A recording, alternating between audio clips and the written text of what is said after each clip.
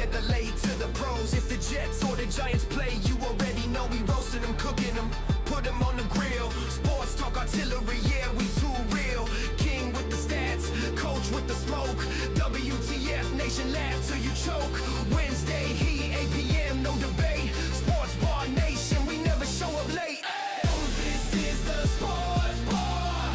Wednesday nights we go hard. Veterans strong and we stand tall. WTF Nation, we run the ball. Hey, hey, turn the lights on. It's Sports Bar, come get your hype on. Hey, turn the lights on. It's Sports Bar, come get your hype on. WTF Nation, Wednesday domination. King and coach in rotation. The Sports Bar sensation. From kickoff to buzzer beaters, we break it all down. Wednesday 8 p.m. the live show in town. It's the Sports Bar where legends hang out. WTF Nation Radio. We at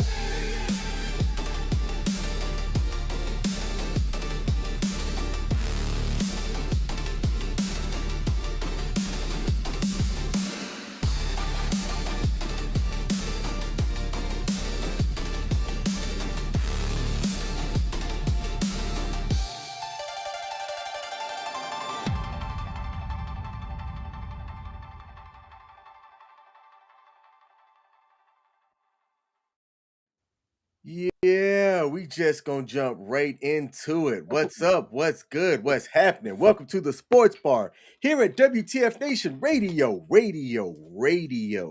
I am one half of this thing, the actual King Smith, aka King Smith, aka Air Force Smitty, aka the bald head man with the scruffy beard.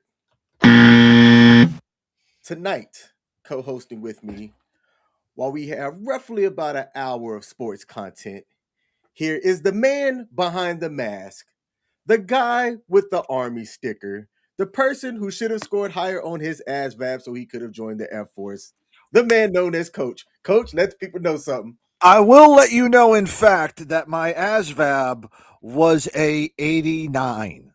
Oh, Not only did I smoked the hell out of that, and I smoked right before I took the damn ASVAB. So what do you got to say about that other than, what do you hear? What do you say? and you still chose the United States Army? Yes, I did, and there is a good reason for it. All Share right. that reason, sir. Reason 4 was that I wanted to get out as fast as possible. They gave me 3 weeks to go out. The GI Bill, as well as giving me a $3,000 enlistment bonus. So with all of that pulled in, I was like, you know what? I'm just going to go ahead and take it. Didn't think twice about the Navy. Did not think once about the Air Force. I did think about the Coast Guard, but the Army got me out, and they got me right at the end of my college, semester, and I joined up 3 weeks later. Man, that's interesting. I joined right after high school when I didn't get any college football scholarships to places that I was interested in. I got a couple of offers, just not any places that I was interested in. And my dad was an Army veteran. And for him, he said, with his sister being an Air Force veteran, no, actually, she was still active duty at the time. She was a colonel in the Air Force, and other people that he knew. He said, do Air Force and Navy. He was like, I enjoyed my time in the Army, but the people that I see that went into the Air Force, a lot of their post-career life ended up being better, faster, if you will. And it seemed like they had an easier transition. I get that. And I could see that. And, off of the experience, I could definitely see that. Army for me was going there in a way, hopefully trying to go up to West Point, which was always one of the goals from there. But like I said, when I initially enlisted, it was go there, do my 4 years, get the GI Bill, and take the bonus, take whatever I can, and go back to college without having anybody pay for it. 2 years in, 9/11. Yeah. Hey. Changed the whole freaking trajectory. The whole trajectory of me. It did. I bet. You served post 9/11. I served I'm sorry, you served pre 9/11. I Pre served. and post, yeah. Yep, I served post 9/11 as I graduated high school Yeah. in 2002. I was sitting in science class, knocked out when they turned on the TV and made the announcement about everything. I was at Ridgeway Hall over in Fort Bragg when that happened. When the second plane hit, I was over in Gavin Hall when the first plane hit. But yeah, it wasn't a freaking, that was a nutso day, and that day was the day that I decided, yeah, I'm gonna end up staying in because we're at war, and I can't do that to anything else until this is over. Of course, I didn't think it would be 20 fucking years later that it would be over and that Joe Biden would end up giving up everybody. But hey, you can't predict the future. You cannot predict the future, but what we can do is talk about what happened in sports over the Yeah. last week. But before I do, let's get some marketing stuff out the way. First of Oh, all, yeah. we're streaming across multiple platforms. If there is a like button on the platform that you are watching this on, do us a favor and hit that like button. The Sports Bar is one of several shows here at WTF Nation Radio /US Army WTF Moments, as we have the Reset on Sundays, hosted by Dr. J. Monday, we have the Monday edition by my main man, Ice. Tuesday is Pop Culture Warrior, talking about all things pop culture related, hosted by CQ. Today, you get the Sports Bar, where you get Coach and myself. Tomorrow, hosted by Ice again, because he likes to be seen and heard twice. Every other Friday, you will either get Friday FTX, which this week is a payday week, so you will get FTX this week. I will not be on FTX this week because I have other obligations, but I am aware that they are hosting it. I know what they're playing, and that should be a good time. So if you like tabletop games and that type of a genre, pull up for that on Friday. On Saturday, you get weekend co-ops hosted by Nemo, and then you restart all of the programs over again. If you're like, well, wait, King, where's the smoke pit at? It's still here. It's still here. There are some things working in the background for it. So stay tuned. We are also on audio podcast platforms as well. So for those of y'all checking this out on the audio podcast platforms, thank you. We appreciate you. Tap into the live stream sometime whenever you get the opportunity. Oh, please do. Now, we got a couple of people in the comment section, so let's acknowledge them before we get into the weekend, the wrap up of the Winter Olympics, the Rondale Moore incident, and other interesting sports topics. Shout out to Wayne Adjectives in the building. Said, "What's up? I love Theater. Shout out to you over on YouTube." We also got the comment. I know the Navy was like, "You can go F yourself after the first month because I got trashed in a hotel." Shout out to you. We also have a comment that I cannot display because And I'm sure as hell ain't reading that one. come on, man. Come on. And then Wayne Adgerton said, but afterwards, I can't confirm or deny anything. And look, we all have those moments. I know somebody that at MEPS had a good old time. He was over the age of 21, but they said that if you were going through MEPS that you couldn't have alcohol. Well, this is Alabama. He found a way to get some alcohol and also found his way not able to proceed off to his basic training. I get that. And shoot, I remember there was a lot of people that were worried about the drug test that next day. That was when I found out that if you drank a shit ton of water and you also drank some apple cider vinegar before you go to the bathroom, or and go to the bathroom, all you're going to do is piss water out, and you'll pass a drug test. Just saying. Yeah, just saying. I'm not sure how you know that, but just saying, huh? Yeah, just saying. Yeah. All right, let's get started with some sober news. Over the weekend, the news came out that wide receiver Rondale Moore, through multiple reports, died of an apparent self-inflicted gunshot wound. And some people are like, who's Rondale Moore? Well, Rondale Moore, while he isn't a household name, as he is a young wide receiver in the NFL, originally got his start with the Arizona Cardinals. He missed, I want to say, all of last season while he was dealing with a knee injury. Now, he stayed out of the limelight, didn't have any reported kids or spouse, and a lot of the topic and rhetoric that have came out since this story has came out is, well, what was his mental health state like? Was he the guy that was on an NFL team and in the NFL, and while he had all of the talents and the tangibles to be a superstar, we never quite saw that materialize? We don't know, and we won't know what his mental state was and why allegedly he chose to make the decision that he made. Coach, what have you heard about this incident, and what would you like to add to the story here? Yeah, I've heard the same with you. That nobody ever saw this coming, and in a lot of instances, a lot of people, only close ones, would have known this. Nobody from the team had heard anything about this and knew anything about what he was struggling through.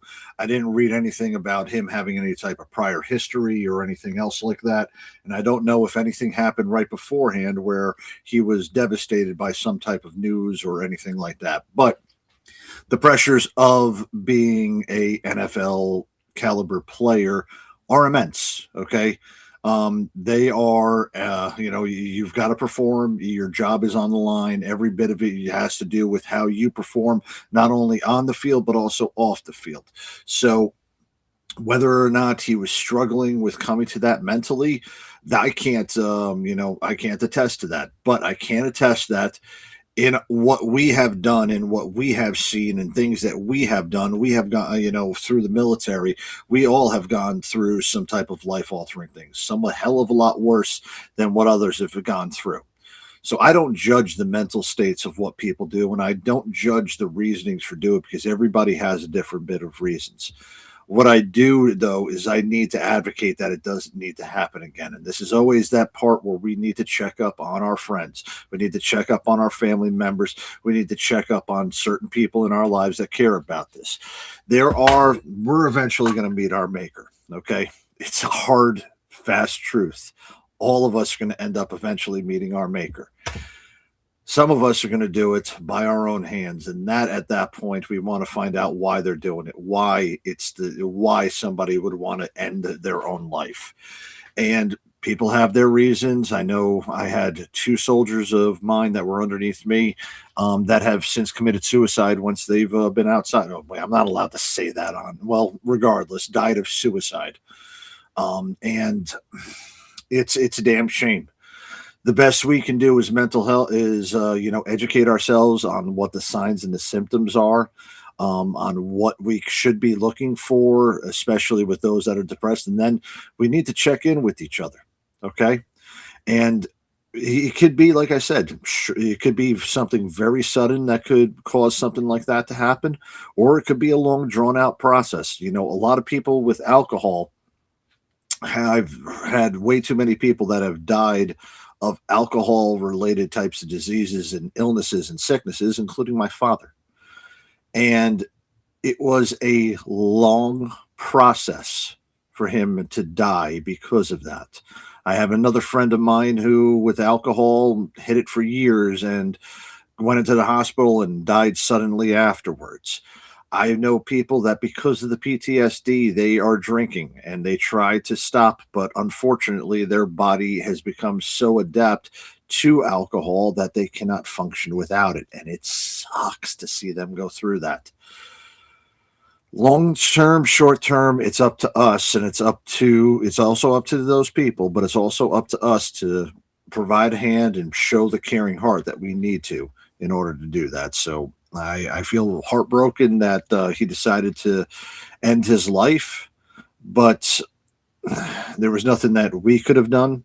The people that are around him could have done something, but we can only hope with what we have within our control. And that's who we need to take a look at so that we can prevent that tragedy happening to somebody close to us. It is. I think that the conversation around mental health, it's starting to be amplified. And what I think is also occurring is we're getting more public figures, people that have influence that are also speaking up on the men's side as well. And Mm-hmm. I believe that the conversation around it is good. I believe that the exposure is going to be amplified um a bit. But I also think that with the news around it, there's going to be additional stresses that we can't account for when you hear, certain stuff that unless you get proper help and proper guidance, you're not really going to know how to handle that stress. So, with that being said, there are resources out there. There is help. We've shared those resources, and we've talked about them numerous of times here. If you need help, dial 9#988 and get yourself some help. And King, real quick, I want to hit on this, and in no way am I ever going to speculate that this was one of the causes or the reasons for this, but I do want to bring out one thing, and this is prominent with football players, and that is regarding head injuries.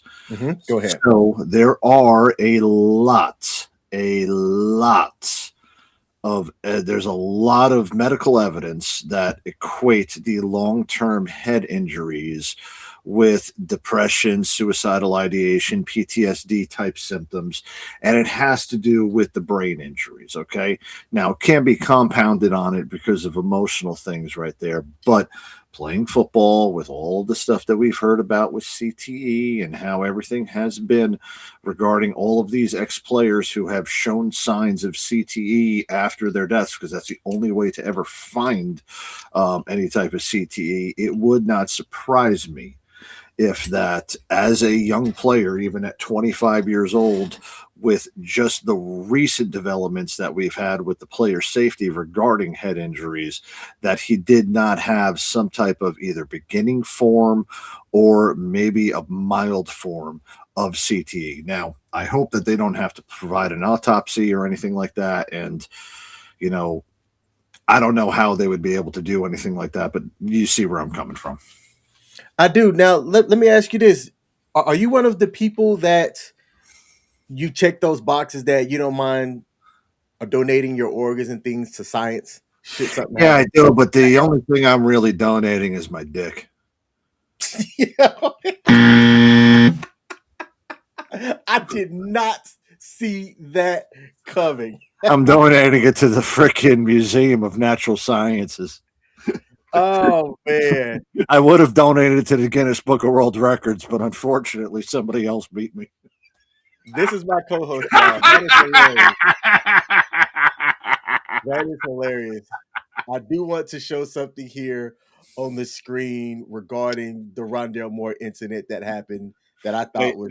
But I do know that when Donald Trump dies, he is donating his rear end to the Museum of Natural Sciences and for donation, because they have to display it as being the world's biggest asshole. I need that sound effect on my soundboard. Yeah, you got the buzzer. You need that one on the soundboard, man. There was an incident that occurred as Scott Van Pelt was tribute on ESPN, in which ESPN producers or graphics people used the wrong graphic for Rondale Moore. The graphic that they end up displaying along with Rondale Moore's name and the years that he was alive was actually of wide receiver practice squad player Miles Price. And obviously ESPN had to come out after that was public and completely apologize. And I'm pretty sure somebody got their ass torn into for using the wrong graphic. That wouldn't surprise me either. But at the same point, man, until this happened, have you ever heard of that gentleman? Rondale Moore, yes, only because fantasy sports, and when he was a guy that you needed to consider for um fantasy football. But once he got injured, he fell out the limelight. See, I'm pretty I sure just go he off got of traded from the Cardinals to the Vikings, where he yeah. ended up sitting this past year out due to an injury that occurred during the offseason. And to be honest with you, I just went ahead and I just looked at people's numbers and their quarterback matchup and whom they were playing against. I never looked at the names. I just looked at the numbers and the stats and who they were playing.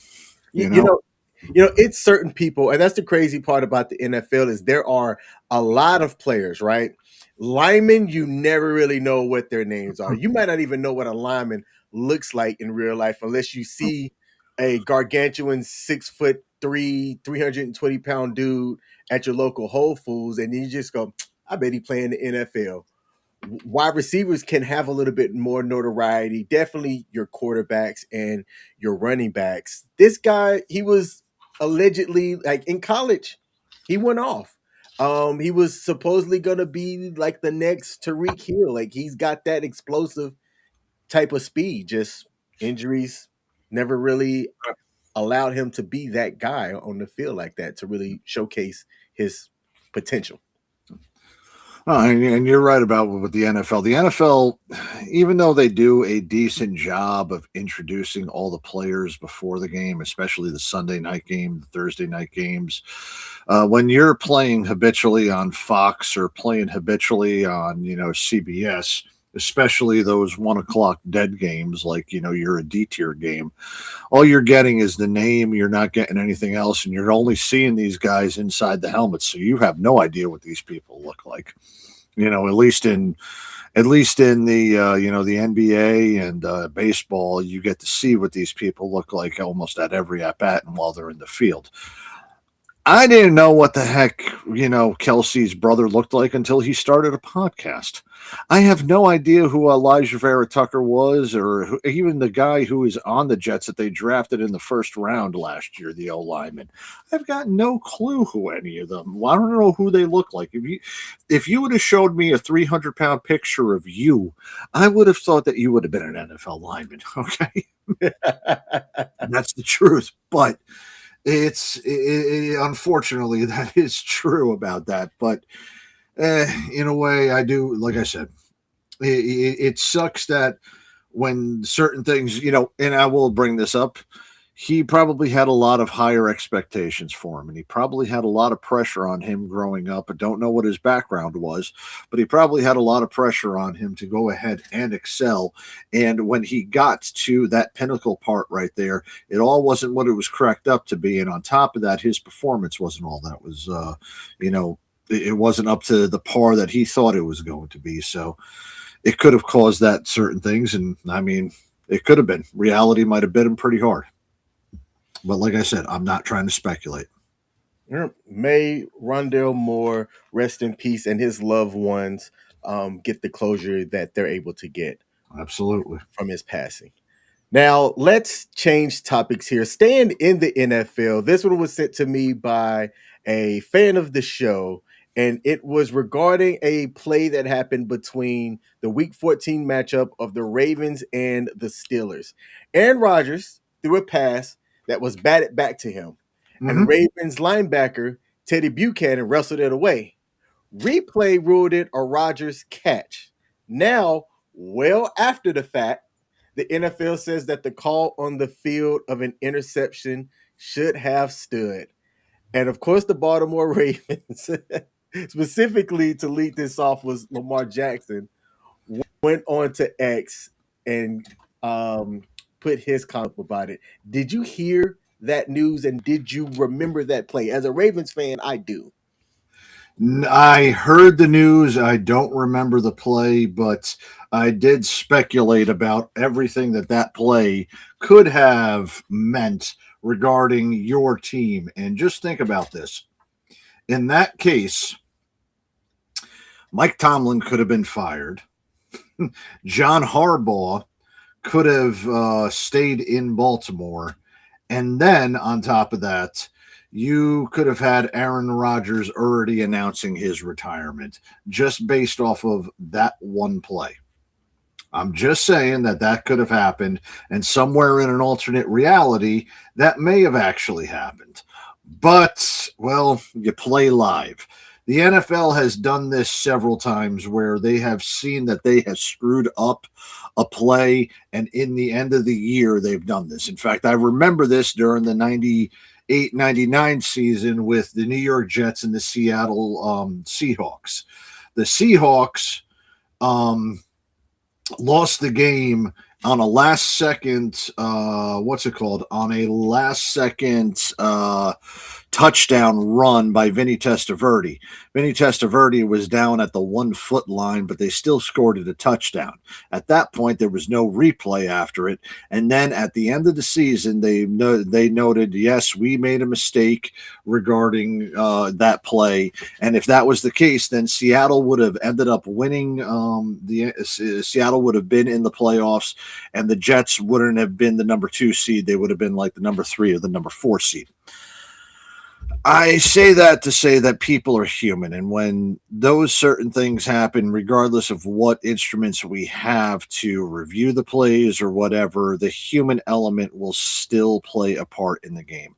And we're going to need that human element, even if people are going to say that we don't.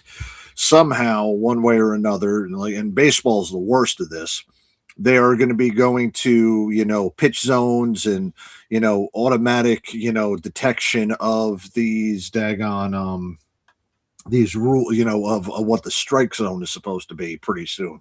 Computerized strike zones.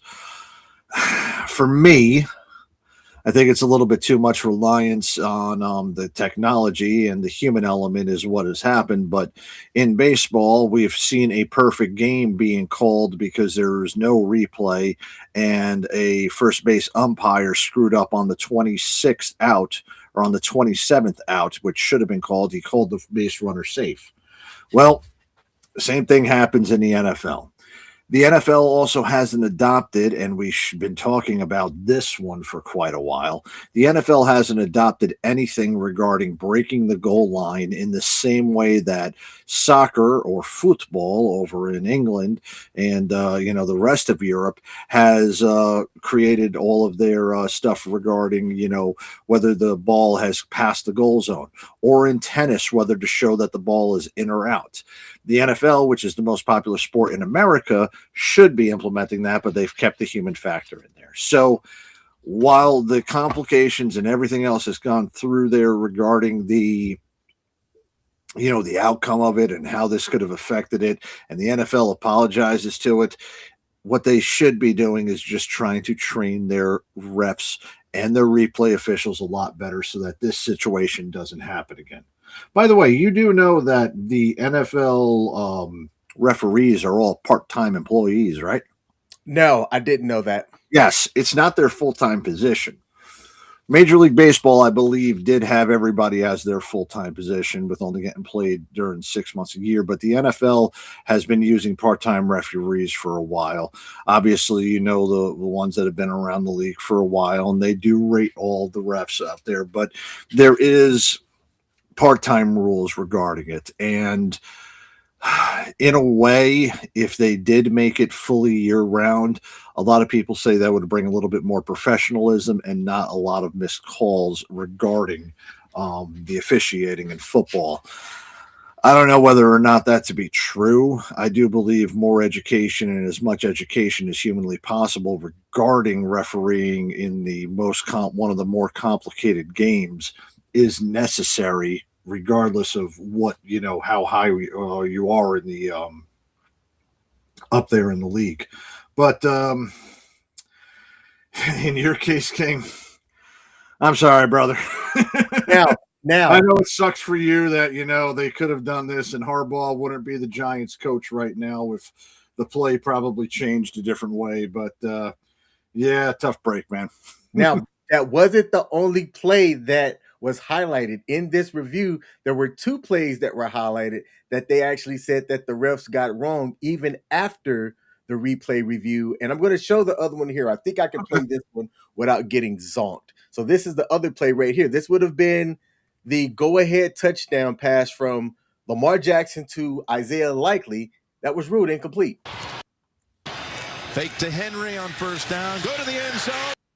Oh, come on, internet. Why is it that I get things ready and my internet decides it does not want to work? I'm going to give it a potato here to see if it fixes itself. They've got a touchdown. Ball's knocked out, but he had it long enough on first down. Go to the end zone. They've got a touchdown. Ball's knocked out, but he had it long enough. Likely. Oh, it was Rudy touchdown. Make a pocket and let's make sure. One. God, I just heard Tony Romo. That will stand. That is definitely a touchdown. Throw up again. Lamar Jackson. I forgot how much I do not like Tony Romo. Reset his feet. I think Tony does a fantastic job. Well, no, he's not as good as Brady. There's a lot of other After people. last week, It was. enough of this losing the football around And the goal line. Tony had But it it's a right. touchdown. It's close enough to keep looking at, though, don't you think? Just enough.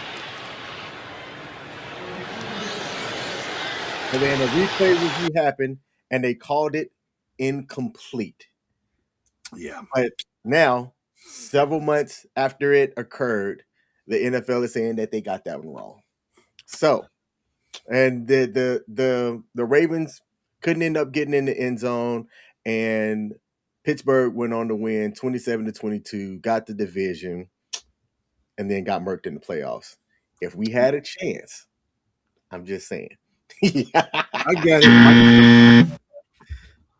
But yeah, guess what? Isn't going to happen. And now you've got a new head coach, and so do the Steelers. And it looks like y'all are going to have the same quarterback, because it looks like Aaron Rodgers is going to come back for another season.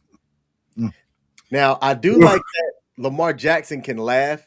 He went on to Twitter and wrote the following that I'm going to display here. He goes, so technically we won 10-7, first offseason win ever. That got a good chuckle out of me. Hey, I'm glad that he's having a little bit of fun with that one, but yeah. Sorry, nothing you can do, man. You don't win games in the offseason. If that was the case, then the fucking Jets would be Super Bowl champions more than any freaking player. Every year they end up winning the offseason, and then every year they end up screwing it up in the season. So, yeah.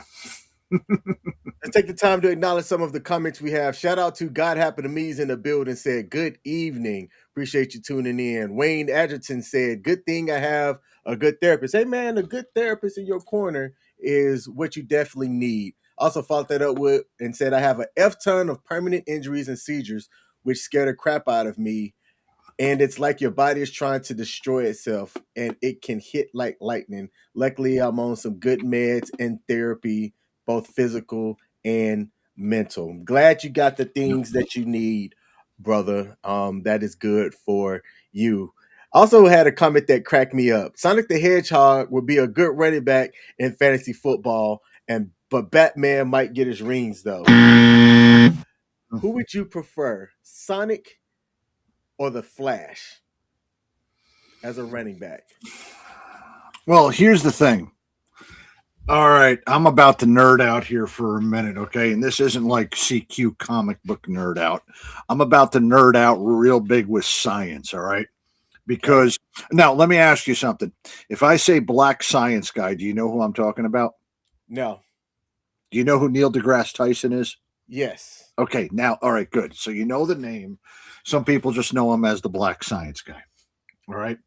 But I love Neil deGrasse Tyson. He's got some real great things about this, about what he talks about, real interesting stuff. In fact, actually, last night I hosted a trivia, and one of the topics was astrophysics for beginners. And a lot of the stuff was stuff that Neil deGrasse Tyson talked about on his Star Talk podcast.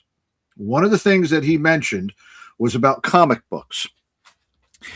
And he said, and you got to think about it this way regarding the Flash runs faster than light speed, which makes him break through the speed force and enables him to go back in time, because he is going faster than light can be processed through us. Okay. So if he's faster than light speed, he is able to go throughout time, through the space-time continuum.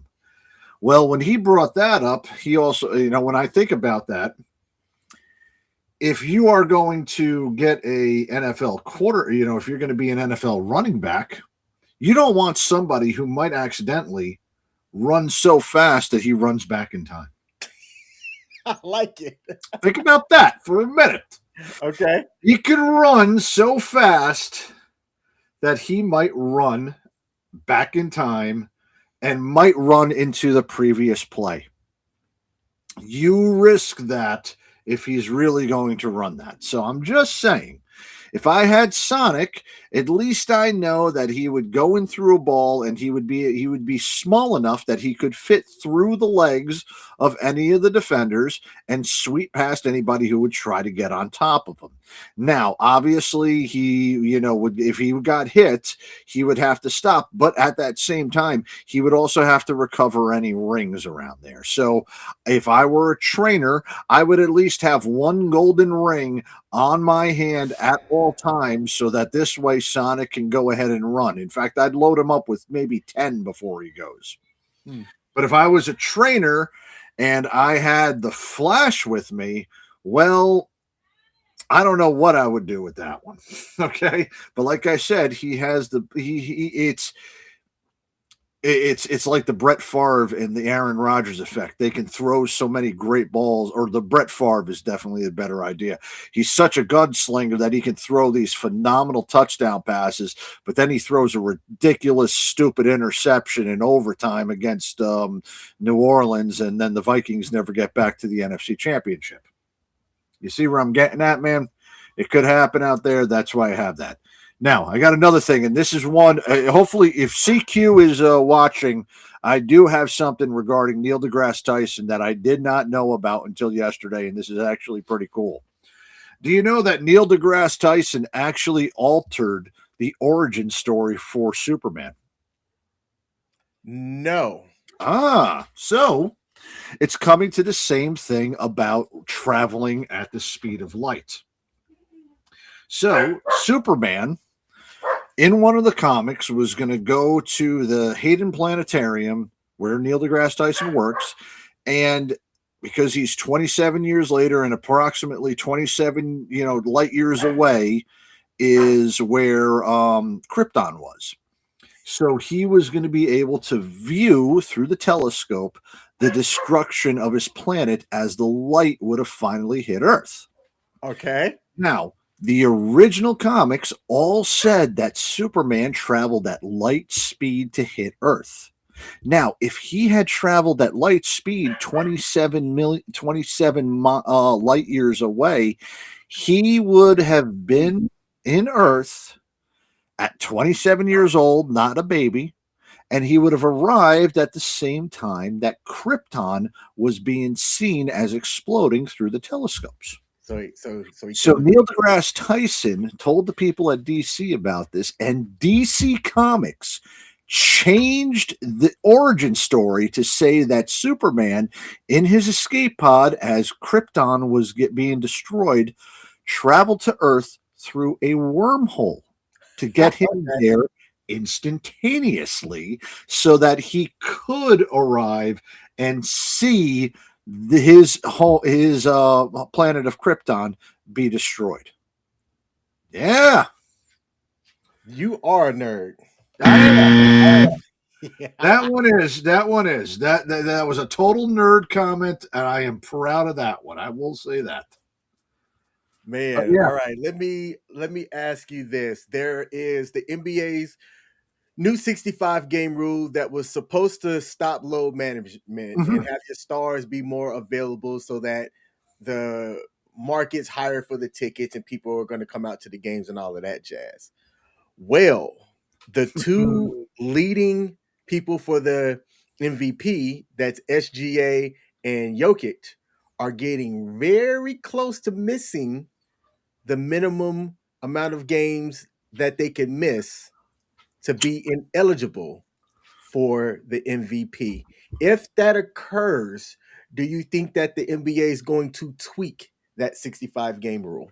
Adam Silver is going to have a problem on his hands if that is the case, because the two best players in the league right now are Jokic, who is he still averaging a triple-double? Or is he Yep. he's averaging a triple-double again. And he's And, playing tonight. and SGA, who I believe is again leading the league in scoring. Isn't that correct?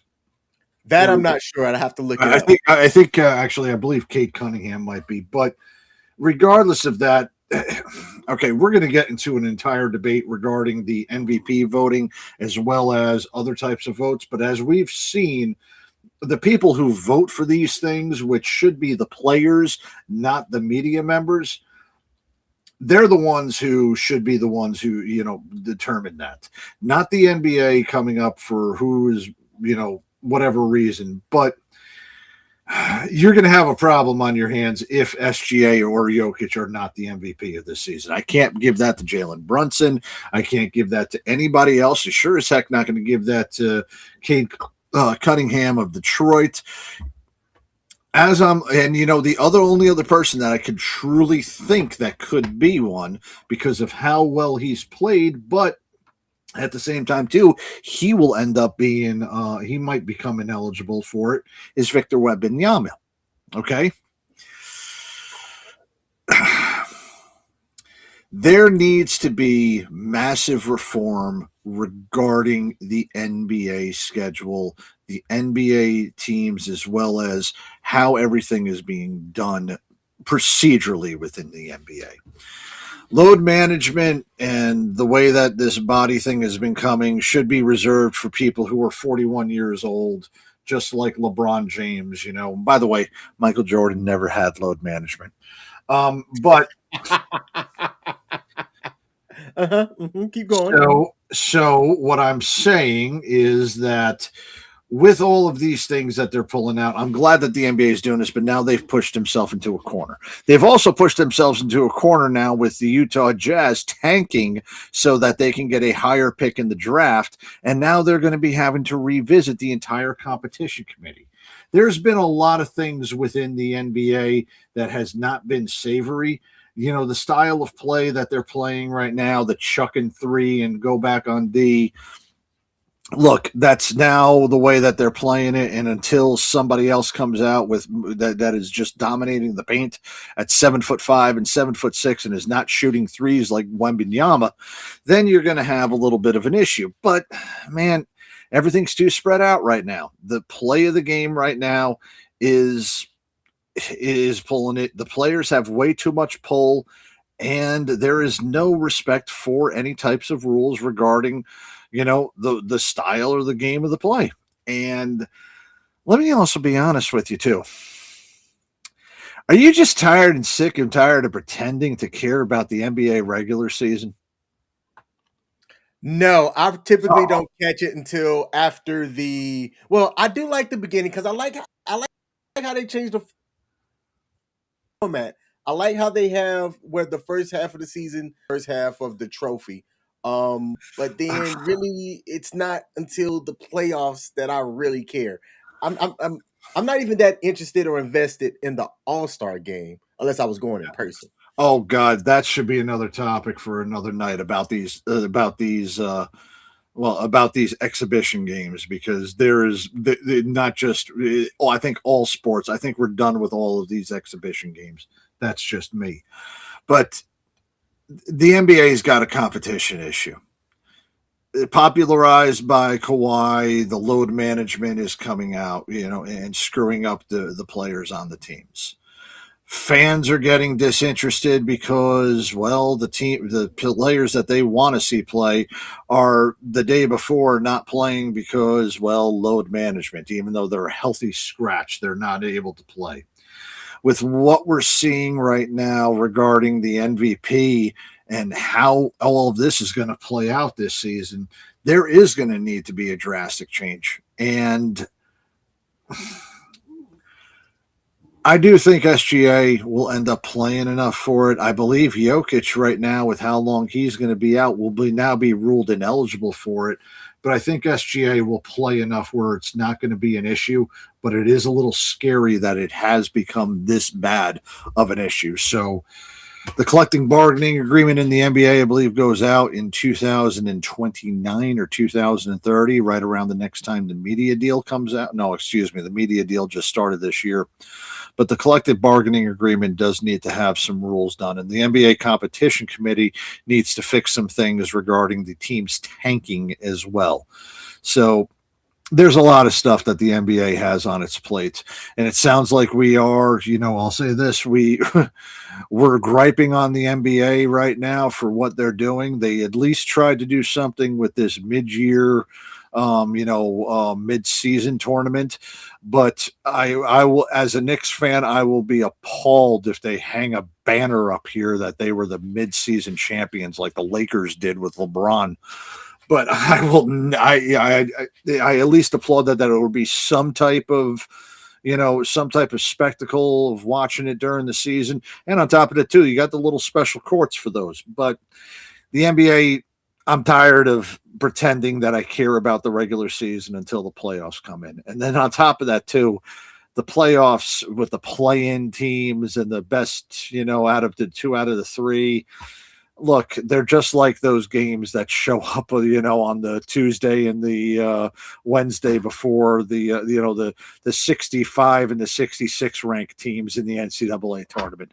Nobody gives a flying shit about them because they're going to end up losing in the first round anyway. So, now Jokic is returning back. He's playing tonight. Mhm. The Nuggets are playing. I was just looking at it because I put in a lineup on DraftKings. Let me bring it up right now. The Nuggets are playing against somebody who's healthy while the Nuggets are dealing with injuries. Boston. Okay.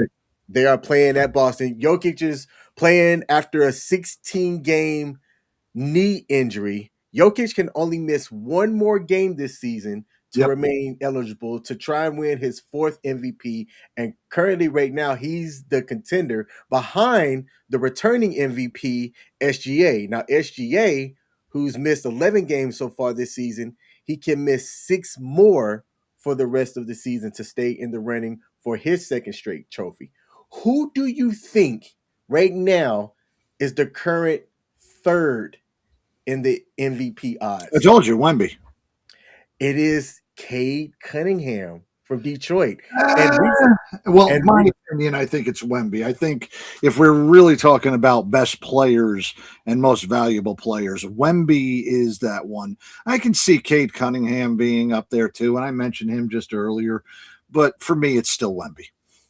Now, Cade Cunningham recently just got his props from the Inside the NBA crew on how he's been playing, and he's been lights out here as of lately, both on offense and defense, averaging 25.7 points per game and leading the league in assists. He's playing in Detroit, not one of those big markets. So while they are known for basketball, they're not one of those big markets. Wemby right now is 4th, and Luka is in 5th. And I want to go back. I think if you showed people a picture of Wemby, they would say his name. If you showed people a picture of Jokic, they would know who he is. I don't think if you showed people a picture of Cade Cunningham, you would know what he looked like. If you showed people a picture of Luka, they would know him. Recently on Jeopardy, there was a $800 question in which they were asked to name who was last year's MVP in the NBA. And let's just take a look at how the contestants answered this one. Jump through these hoops for 800. SGA, this guy, won the 2024-25 NBA MVP award to go along with the scoring title and NBA championship. SGA is Shai Gilgeous-Alexander. They even said his name. Or what he goes by, because Shai Gilgeous-Alexander is a lot of syllables to say. They gave it to the contestants, and they still didn't know.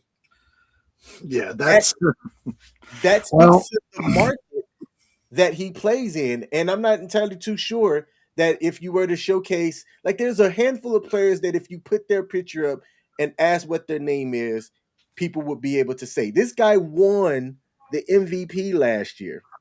and none of those contestants. Well, let's look at those three. Let's look at those three from right to left, okay? First off, Katie is a housewife and has no idea about the NBA outside of Michael Jordan and Kobe Bryant, and knows who LeBron James is, but only knows because one of their kids watched that Space Jam on HBO. Okay. Zach over there in the middle looks like he either should be a sports fan who knows it, or he looks like a pedophile who's never watched sports. So now we know the answer because he didn't know it, that he doesn't know who SGA is. He's definitely a pedophile. Trey, my brother. Man, I get it. All right, look. He must have grown up having Avias or, other types of daggone shoes. That man has never worn a pair of Jordans in his life and has never seen a basketball on him. In fact, I would probably say that he is one of those people that nothing bad to him, but he was probably on the high school debate team because he was so unathletic that he wouldn't even been utilized as the manager for the basketball team. So, yeah, Trey, you have brought the brotherhood completely down. I am ashamed of you. Zach, you're going to be arrested for pedophilia. And Katie, your kids are going to grow up to be little monsters. By the way, just so you know, I'm looking at the box score right now. Cade Cunningham has 9 points. Right now, Detroit is up, and if I'm looking at it, Cade's got 9 points, 5 assists, and no rebounds right now, or 1 rebound right now in the game. But they're up 58-52 on Oklahoma City. Jalen Duran is actually leading Detroit with 18 points right now. Hey, balling out. Oh, Boston at Denver. Let's go over some of the current scores right now. You just gave the OKC and Detroit game. Also at halftime, you've got San Antonio losing to Toronto by 2 points, 57-59. Golden State, nobody's surprised by this one, rolling over Memphis in the third quarter, 74-56. Sacramento getting their asses spanked by Houston, 32-51. Second quarter. You've also got a tight game in Milwaukee as Cleveland down 3 with 3 minutes left going into halftime, 53-50. Hey, I want to bring something up regarding Cleveland because, obviously the trade for Harden, now Harden's on his I want to say 6th team. 5th or 6th. 6th team right now. Tell me James Harden is not this generation's Stephon Marbury. An absolute great talent, but a cancer on every team that he's been on. Why do you say that? All right, I'm going to bring this whole thing up. When he was in Oklahoma City, granted, he was the 6th man and he didn't have a chance to start because, they had the team, they had Russ and they had Durant and you had Ibaka. And KD didn't, anyway, he didn't fit in. So Harden goes over to Houston. He goes to Houston, has some great MVP seasons, ends up dating a Kardashian. Obviously, after dating the Kardashian, a whole bunch of shit ended up happening. And then he's bounced now to Brooklyn. He's bounced to Philadelphia. He's bounced to Los Angeles. Now he's over in Cleveland. And in each one of those locations, he's been set up with other superstars that he has not been able to coexist with.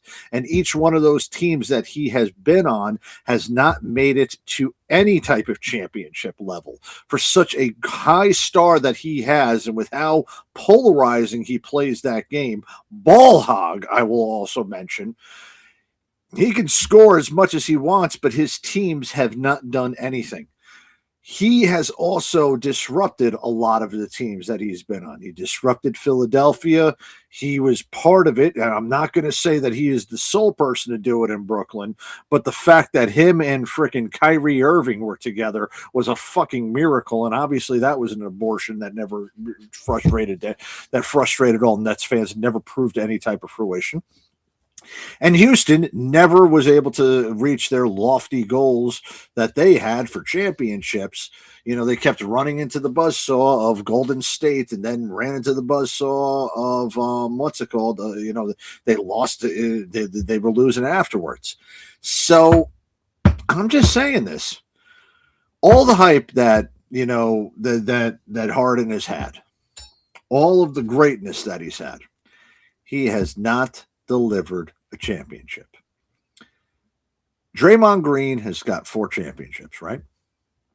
Or is it 4 or 5? 4 champions. 4 championships. Who do you think is going to be looked at with a greater career in the same vein? Like, I'll give you this one right here. Would you rather have Dennis Rodman or Tracy McGrady? T-Mac. All right, I'm going to tell you right now, Rodman is a 5-time NBA champion, defensive player of the year, 9-time rebounding champion, and has made it to the finals. Oh gosh, he made it to the finals 6 out of the 11 years that he was in the league, and he had made it to the conference finals in a couple more of those years. Obviously, San Antonio, one of those years, was a little bit of a pain in the ass, and Detroit went downhill when he was over in his absolute prime. But did T-Mac ever make it to the finals as a starter? I'm not sure. No, he never did. He made it as a bench player with San Antonio, I believe, one of the years that they lost. James Harden, to me, is just like Westbrook. Westbrook never was able to put up monster stats, never brought home a championship. And the championship is the deciding factor for me in what is a good player or a great player and an all-time player. Jokic is an all-time player. Tracy McGrady is a good player. David Robinson is an all-time player. Patrick Ewing is a great player. And that fucking hurts me saying that. Okay? Shaquille O'Neal is an all-time great. You know, he's got 4 championships. And when I start looking at the other centers, you know, that he was playing around in that era, yeah, you know, I can't say the same about that. And yeah, it's hard to say. It really is hard to say that about several of those players. Carmelo Anthony, okay? Melo hasn't made, you know, never made it to the championship. Never won one.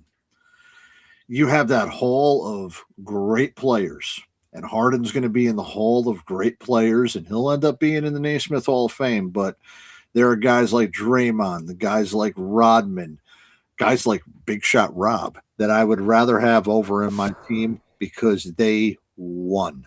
And you know who's also going to be joining that list here pretty soon? Jimmy Butler. True. Yeah. Yeah. I agree. Yeah. You know, there was a time where it seemed like with Harden and Jimmy, you wanted them on their team, or you felt like having at least people that watch football felt like adding that person on your team elevated your team. But I see where you're going at with that. Okay, let me ask you this, okay? And I bring this up regarding football. How you're a Lamar Jackson fan, okay? Lamar Jackson, Josh Allen, both of them, what has their careers been? What is their malignment in their careers?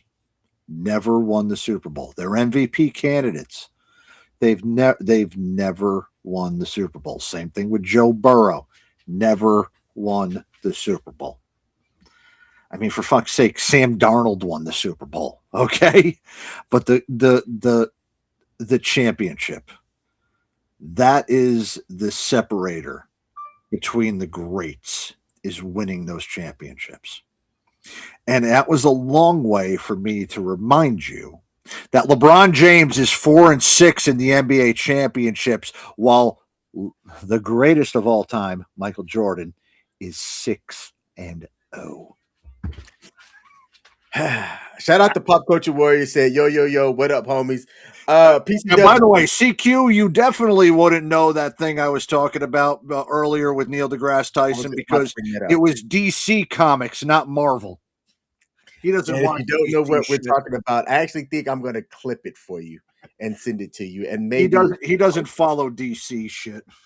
On Pop Culture Warrior. He's more worried about the Spider-Verse and how the MCU is going to act after Doomsday.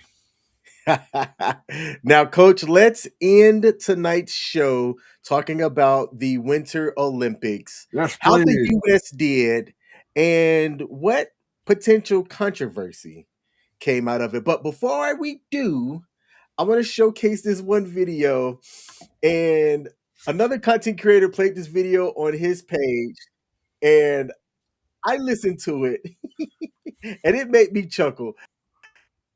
Tell me what vibes you get. Yo, right here. Let me get my screen going. All right, I'm just gonna play the clip in its entirety. It's short, and tell me what vibes you get from this. I've spent every night in the village. It's been everything and more, and you can't evict me. I don't think there's anything not to enjoy. I haven't even gotten to compete yet, and I feel like my experience is already complete. Not complete, but just I'm having the best time. Yeah, I feel like I'm exactly where I want to be, and I'm so glad that things have aligned and worked out for me to be here, and I'm excited for the opportunity to compete.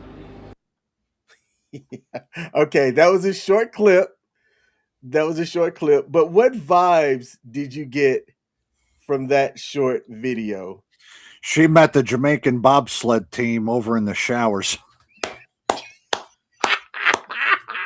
Some people say, you know, we can't believe Jamaica, we got a bobsled team. Feel the rhythm, feel the rhyme, get on up, it's bobsled time. Bull Runnings. Y'all, if you are watching or listening to this, I'm telling y'all, Coach did not know what this video was going to be about. I did not set him up for that. This is his genuine first reaction to this.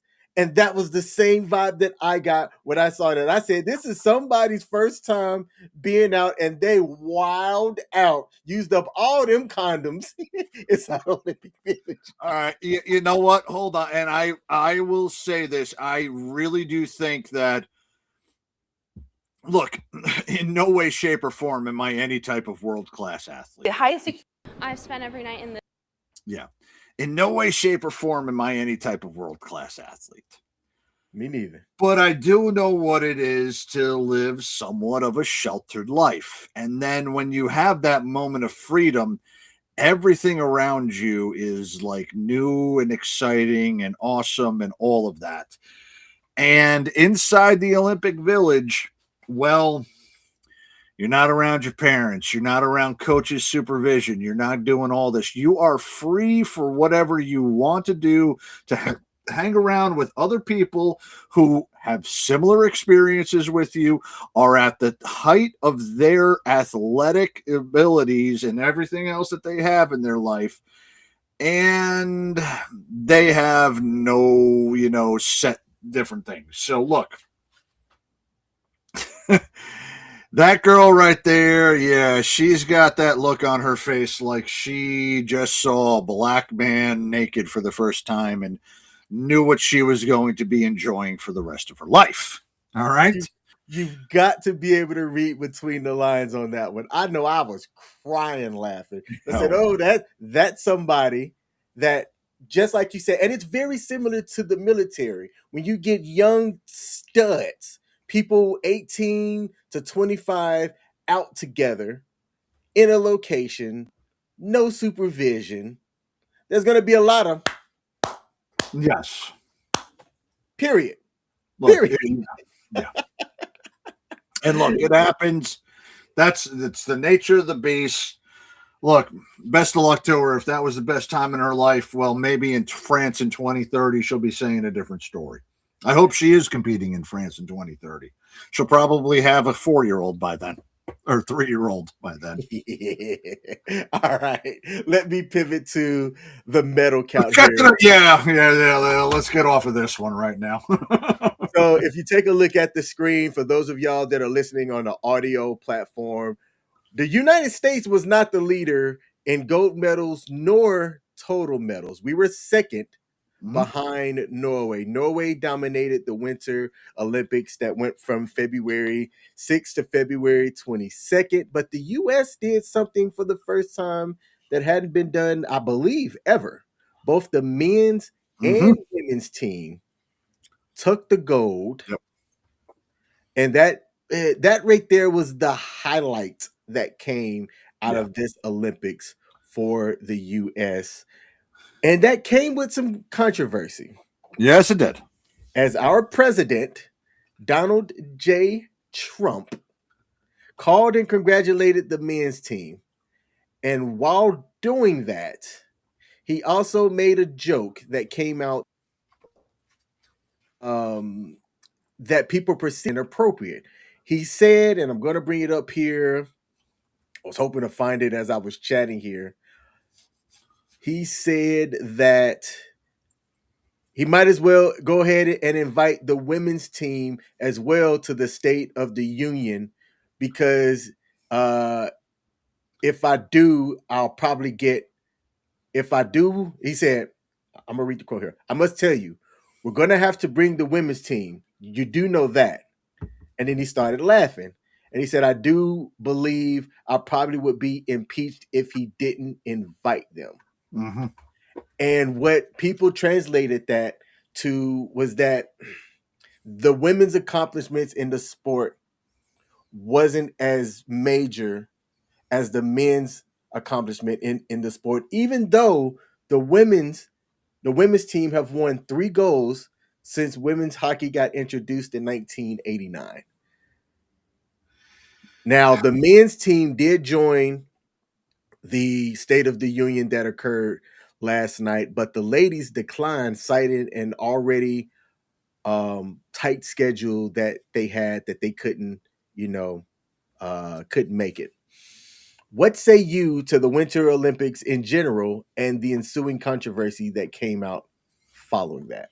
All right, so I am going to address this part with the president first before I go into the hockey and also talk about how some people thought about some of these matches. And all right, first off, regarding, I think politicians should shut the fuck up.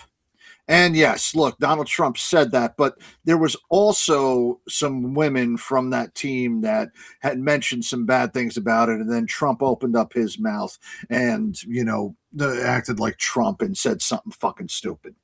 So him saying that they had to invite the women over there, he had to extend that invitation because it would have been seen as fair. And regardless of whether or not he would have done it, if he would have just invited the men, yeah, there would have been somebody to say something about it too, because there's always going to be something to say about it, regardless of what side it is. Donald Trump is such a fucking lightning rod that regardless of anybody, it's going to say something good about it, and then there's going to be a lot of people that are going to detract from it. What he should do, and the same thing that Obama should do, and Joe Biden, and well, actually Joe Biden's already learned this because he doesn't know how to speak anymore, and do what George Bush does. And you know what they should all do? Shut the fuck up. All right? Shut the fuck up. You're the president of the United States. Do us a favor. Shut the fuck up. Regardless of what he says, he ain't going to shut the fuck up. So he's going to keep his mouth out there. And regardless of what he says, there's going to be a detractor from it. The women didn't want to go, and he had to extend that to him. And it is great that they did that. But he needs to just shut the fuck up as politely as possible. Shut the fuck up. All right. Now, about the women and the men both winning gold medals, and that was absolutely historic for hockey. I am glad that the Women's Hockey Professional Hockey League and the NHL allowed their players to play in the games for their respective country for the first time since the 2014 Sochi Olympics. In 2018 and 2022, the NHL did not allow their players to play because it was they're taking a 2-week break during the NHL season, as well as during the for the women to play during their season, because they obviously play during this time. Now, that being said, I have heard some people say that this was the most important game, or this was the greatest game. This is the miracle on ice too, etc. Okay, let me give you all a little bit of reality. Yes, the United States has habitually come up just short from Canada for quite a while. But in 1980, a bunch of college kids beat players that weren't able to compete in the NHL because they were from Russia, and they were most likely, and a lot of them were actually better hockey players than what was being played in the NHL at that point. All right, even better than Gretzky. Now, the miracle on ice was truly a miracle because Russia had gone undefeated in the 3 previous Olympics. They were that damn dominant, 68, 72, and 76. And they were looking to be as equally dominant that year in 1980 in Lake Placid. A bunch of kids who were not playing in the NHL got together, formed an entire group, and beat the Russians. Okay, Jim Craig had one of the greatest performances as a goalie of all time, with the onslaught of the Russian, players scoring on them. And on top of that, Maruzione's goal with just that time, it was out of nowhere from a guy who was made the captain of the team, but didn't score a single point in the entire Olympic run other than that goal. And let me be as blunt as I can with you. Too many people have recency bias regarding this being the greatest thing for them because this happened 46 years ago. Look, it was a great victory, but it is not the greatest that ever happened to Olympic hockey.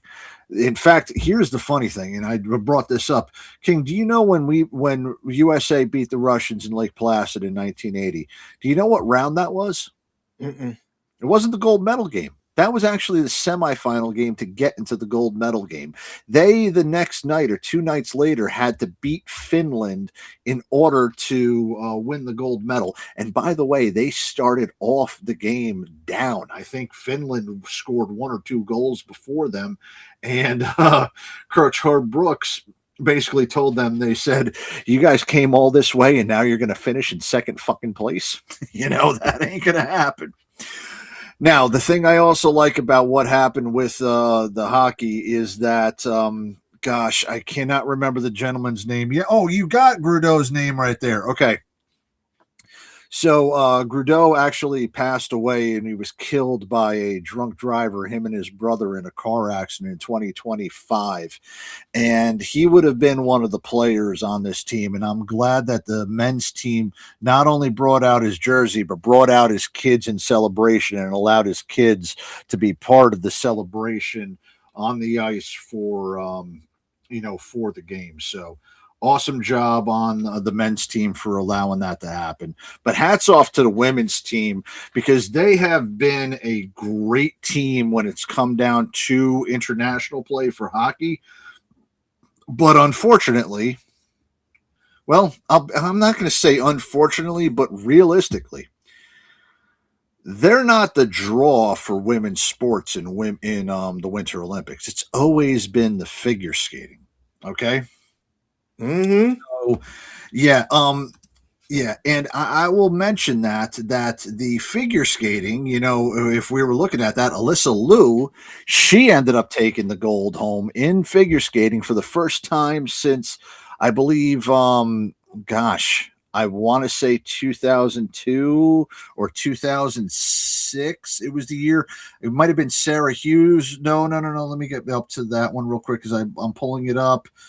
It was, Sarah Hughes in 2002. So it's been 24 years, and Alyssa Hu brought back the gold medal for the U.S. in women's figure skating, which it makes her the 8th woman to win the gold medal for the USA for the Olympics. So that's awesome that she did that, and congrats to her. The hockey, hey, look, we're dominating the hockey. That's great that we're doing it. And I'm glad that women's hockey has their part into it, or has their part to play in the international stage, much like how women's soccer plays a massive part into the stage of, women, or the USA team plays it for women's soccer. They're always in contention for it. But look, women's team, they're a little bit more vocal about their dislike for politicians, especially politicians that are Republicans. Okay. Megan Rapinoe, some of the women on the national team, WNBA players. Yeah, look, all of them have that same exact thing. Brittany Griner, all of them. If I'm telling the president of the United States to shut the fuck up, then do us all a favor. Men, women, actors like fucking Robert De Niro, all of these other people. Do us all a favor. Shut the fuck up. I don't give a fuck about your opinions. And when you make your opinions known on a public level, you're not going to unite all of us to like you. You're going to divide fucking this place, because the asshole in charge right now has done everything he can to make it us against them. And the asshole before him, well, I'm going to say not the dumbass that we just had for the previous 4 years, but the asshole that we had 8 years before his first term did a lot of division too. All right. We haven't been whole since 2001. And I was really hoping that we would have something to come together in this Olympics to get us back together. But, I can hope in one hand and shit in the other and see which one filled up first. And, well, y'all didn't shut the fuck up, from president all the way down to the competitors. And it took away from a lot of people. So, look, when 2030 comes around, that orange fuck won't be here. You remember these 4 words for my advice: for every Olympian, for every politician, for every actor, for every person that's there to entertain, for us to watch. Stick to what you know. Perform the best you can. And shut the fuck up! I have a clarifying question that I need answered. You said 2001, Clinton or Bush? No. 9/11. Okay. That's where I'm coming from. We haven't been whole since that. We were whole at one point. And after, I want to say, maybe about 2005, 2006, when, the subprime mortgages started to hit, we haven't been the same since. And it's been, I would actually say, since the surge. We have not been the same since the surge. The surge was unfortunately unpopular, and it came with a lot of the Democrats basically making it unpopular because they didn't support Bush. And look at history. I am not telling you guys opinion. I'm telling you history. We had a freaking president whose sole campaign was, I'm going to close Guantanamo Bay down. If I ever get on to freaking Friday, or not a Friday Night Freedom, damn, that's an old damn show. If I ever make it on to a sergeant's time, and we start talking about Guantanamo Bay, I'll give you all stories from there from 2007 to 2008, as these freaking candidates were all talking about shutting down the base that I was at. Okay. It wasn't going to happen. And there was a lot more issues than I thought it was going to be. So, and it ended up being that way.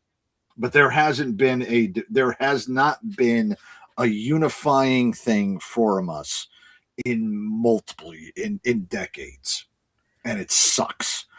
The Olympics in 1980, that Miracle on Ice, that did a lot to help the American psyche right at the time that we were having a bad time. The oil crisis was happening.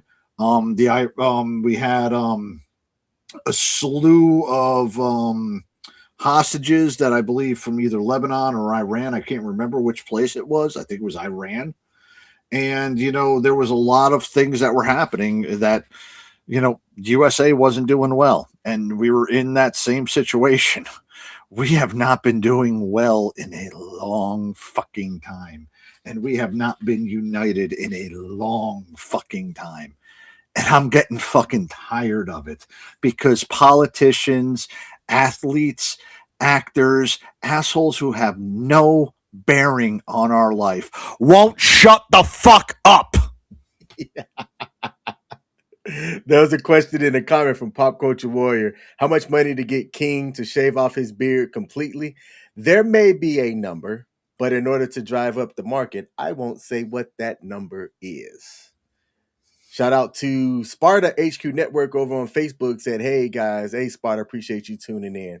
Now, Coach, I do want to say this. Congratulations to all of the athletes, no matter what country that you represented, to be able to go out and compete for something like an Olympics is something that the average person is not going to be able to have the experience of doing. So to those of y'all that are young, that may be participating in a sport that has an opportunity to represent at a national level like that. If you get the chance to do it, do it. Oh, I don't have the money. Oh, I'm not sponsored. Where there's a will, there is a way. So shout out to those that competed. There were some injuries that occurred during the Olympics as well that could have some professional sports implication, like Crosby. Yeah, I was about to bring. Yeah, and I wanted to say that, Crosby is now on the injured list, which, I mean, look, you're also talking about a guy who's almost approaching 40 years old, and yeah, it was going to be bound to happen anytime soon. But yeah, Sid unfortunately is on the injured list now. Yep. All right. This has been another episode of the Sports Bar here at WTF Nation Radio. Again, if there's a like button that is on your platform, do us a favor and hit that like button. There is not going to be a smoke pit tonight. However, there will be, let me double check the calendar here. Let me make sure so that I'm not talking out my ass that we are indeed going to get Sergeant's Time tomorrow. Bringing up our calendar, taking a look. Yes, there is going to be a Sergeant's Time tomorrow, so make sure that you pull up for that. Coach, close us out. Politics can fuck up everything, even a wet dream. And unfortunately for some of us, it really fucked up a lot of daggone stuff regarding the Olympics. But for me, it didn't, because I cared about the competition until people couldn't shut the fuck up. So do us all a favor. Shut the fuck up. Enjoy the sports. Athletes, perform your best and shut the fuck up. And every politician, stay the fuck out of sports and shut the fuck up. There it is, people. We are the Sports Bar. I'm King. That's Coach. We out.